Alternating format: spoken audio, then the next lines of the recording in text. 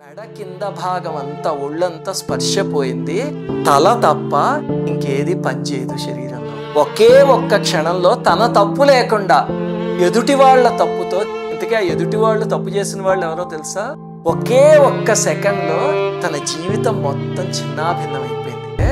మోకాళ్ళ దగ్గర అక్కడ ఇంతంత పుళ్ళు పడిపోయి, అసలు మోకాలు పైవైపు కింద వైపు కన్నాలు పడిపోయి మాంసం కనిపిస్తుంది. అసలు ఎంత హృదయ విదారకంగా ఉందో. వీక్సింది, బతికి ప్రయోజనం లేదు.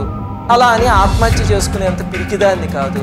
అందుకని ప్రాయోపవేశం చేస్తున్నా అని చెప్పి నీళ్లు తప్ప, జ్యూసులు తప్ప ఇంకేవి తినడం మానేసింది. శ్రీ విష్ణు రూపాయ నమశివాయ.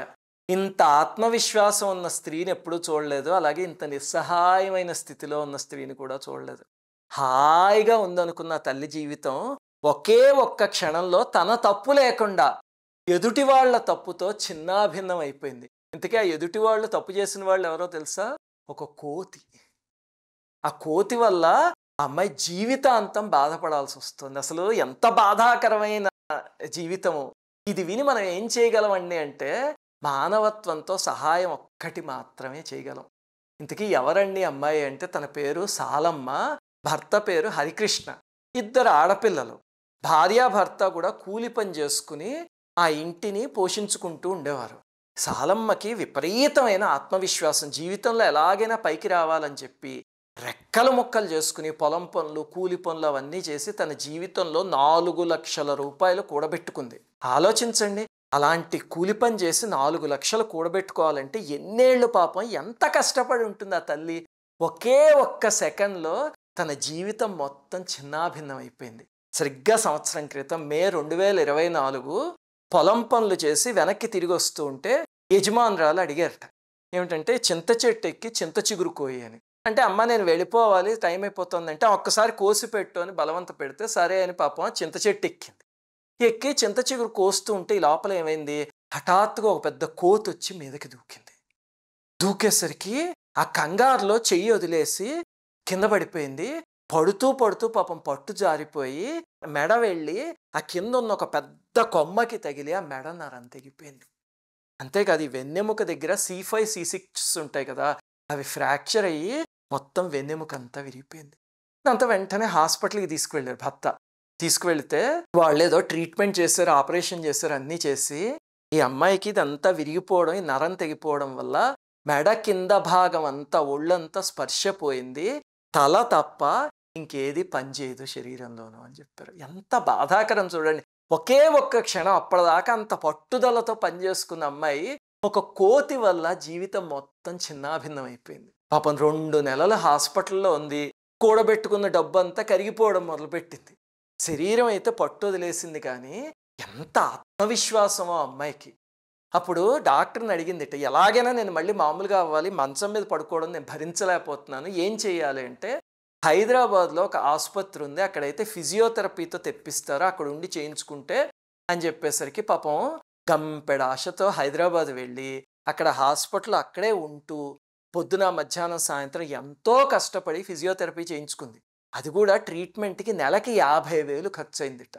అయినా సరే పర్లేదు, నేను సంపాదించుకుందంతా పోయినా పర్వాలేదు, శరీరం స్వాధీనంలోకి వస్తే మళ్ళీ సంపాదించుకుంటాను, అసలు ఆత్మవిశ్వాసం చూడండి ఆ తల్లికి అని చెప్పి చేరింది. అక్కడ చేరితే 3 నెలలు నెలకి 50,000 ఖర్చు అయ్యాయి, కానీ పాపం పెద్దగా ఏం మార్పు రాలేదు. నిలబడడం, కూర్చోవడం ఏం చేయలేకపోయింది. కొంచెం చేతిలో అవి కొంచెం మార్పు వచ్చే తప్ప పెద్దగా ఉపయోగం లేక డబ్బులన్నీ హరించుకుపోయి దాంతో ఏం చేసిందంటే కొన్నాళ్ళు వాళ్ళ అక్క చెల్లెళ్ళు ఇంట్లో ఉంది. కానీ పాపం వాళ్ళు మాత్రం ఎంతకాలం చూడగలరు, ఎవరైనా అంతే కదా, ఎవరికైనా భారమే.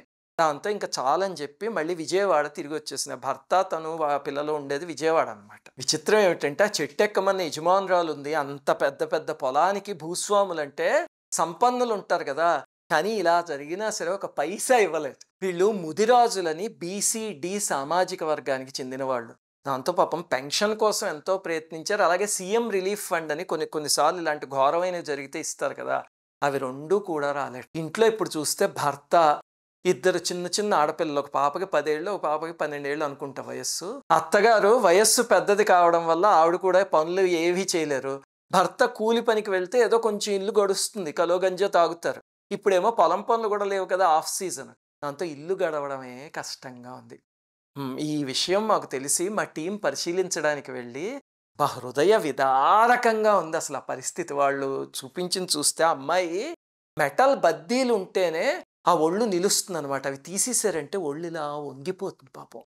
అందుకని ఆ బద్దీలు అలా పెట్టుంచితే మరి మెటల్విను ఆ పైనేమో లెదర్వి కదా, ఆ ఒరిపిడికి ఏమవుతుందంటే మోకాళ్ళ దగ్గర అక్కడ ఇంతంత పుళ్ళు పడిపోయి అసలు మోకాలు పైవైపు కింద వైపు కన్నాలు పడిపోయి మాంసం కనిపిస్తుంది. అసలు ఎంత హృదయ విదారకంగా ఉందో. వీపు మీద కూడా అలాగే కన్నాలు.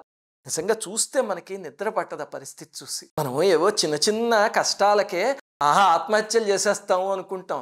ఇవండి నిజమైన కష్టాలంటే. ఎంత దారుణమైన పరిస్థితో. నేను సుశీల ఫోన్లో మాట్లాడాం.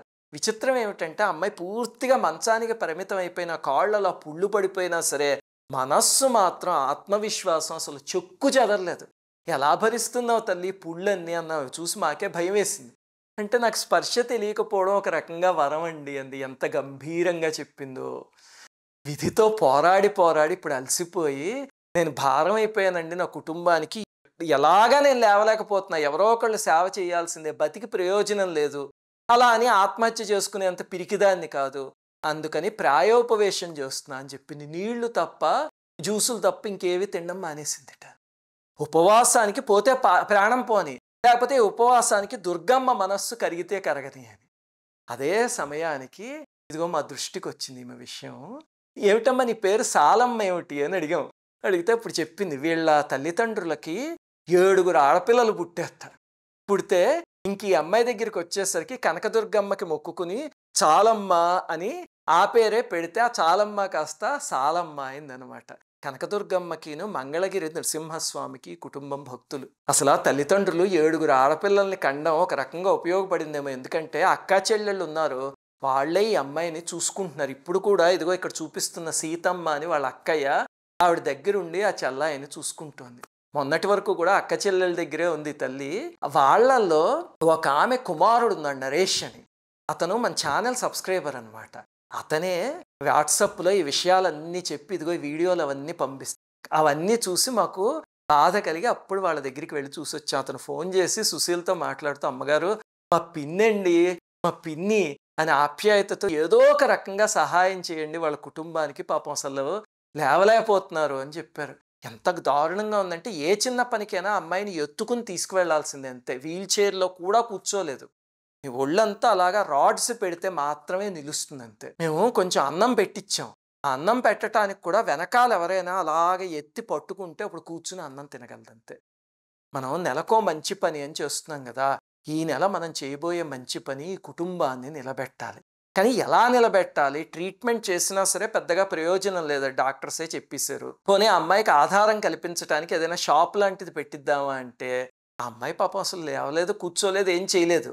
ధనం, ఫ్రీబీస్ ఇలాంటివి ఇవ్వకూడదు అనేది మన ట్రస్ట్ సిద్ధాంతం కదా. వీలున్నంత వరకు ఎవరికి ధనం ఇవ్వం, ఏదో ఒక రకంగా ఉపాధి కల్పిస్తాం. కానీ ఏమి చేయాలి అనేది ఈ అమ్మాయి విషయంలో అర్థం కావట్లేదు. మేము ఆలోచిస్తున్నాము. మీకు ఆలోచన వస్తే కనుక కింద కామెంట్స్ రూపంలో రాయండి. ఖచ్చితంగా వీళ్ళ కుటుంబానికి ఏదో ఒకటి చేద్దాం, నెలకో మంచి పనితో. ఎందుకంటే నెలంతా మనం మన బొజ్జ కోసమే బ్రతుకుతాం, మన కుటుంబం కోసమే బ్రతుకుతాం. ఒక్క మంచి పని చేయగలం కదా నెలకి. ఈ నెల సాలమ్మ కోసం మా జీతంలోంచి 11,000 తీసి ట్రస్ట్లో వేస్తున్నాం తనకి ఆ సహాయం చేయడానికి. మనందరం కలిసి ఎలాగైనా సాలమ్మకి సహాయం చేసి ఆమె జీవితాన్ని నిలబెడదాం. శ్రీమాత్రే నమః. అందరికీ నమస్కారం. సుశీల నండూరి శ్రీనివాస్ చారిటబుల్ ట్రస్ట్ కి మీరు పంపించే డొనేషన్స్ ఇక్కడ చూపిస్తున్న అకౌంట్ నెంబర్ కి కానీ QR కోడ్ కి కానీ పంపించండి. డొనేషన్స్ పంపాక ఆ స్క్రీన్ షాట్ ని చూపించే వాట్సాప్ నంబర్ కి మీ పేరు, గోత్రంతో సహా పంపించండి.